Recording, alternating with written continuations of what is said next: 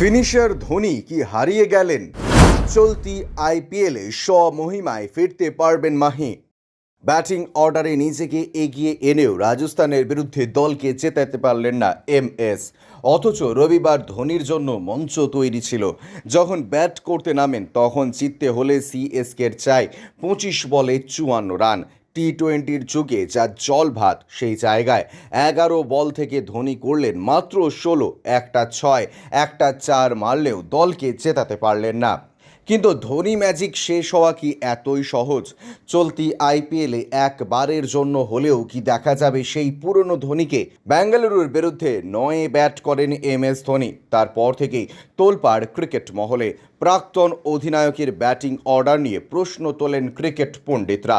সমালোচনা শুরু হয়। তারপর রাজস্থানের বিরুদ্ধে 7 নম্বরে নামেন ধোনি। এবার চেন্নাইয়ের প্রাক্তন অধিনায়কের ব্যাটিং অর্ডার নিচের দিকে নামার কারণ খোলসা করলেন স্টিফেন ফ্লেমিং। রাজস্থানের ম্যাচের পর চেন্নাইয়ের কোচ জানান ধোনির হাঁটুর সমস্যার জন্যই নিচের দিকে নামছেন। ম্যাচের পর ফ্লেমিং বলেন এই সিদ্ধান্ত শুধুমাত্র ধোনির। ও শরীর, হাঁটু আগের অবস্থায় নেই। ও ঠিকভাবে ঘোরাফেরা করতে পারে, তবে তার মধ্যে হাঁটুর কিছু সমস্যা আছে। ও 10 ওভার ব্যাট করার মতো জায়গায় নেই।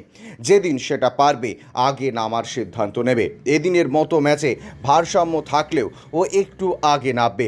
অন্য সময় বাকিদের সুযোগ থাকলে ও তাদের সাপোর্ট করে। ও সেই ভারসাম্য বজায় রেখে চলতে চাইছে। ব্যুরো রিপোর্ট, ইউজে নিউজ।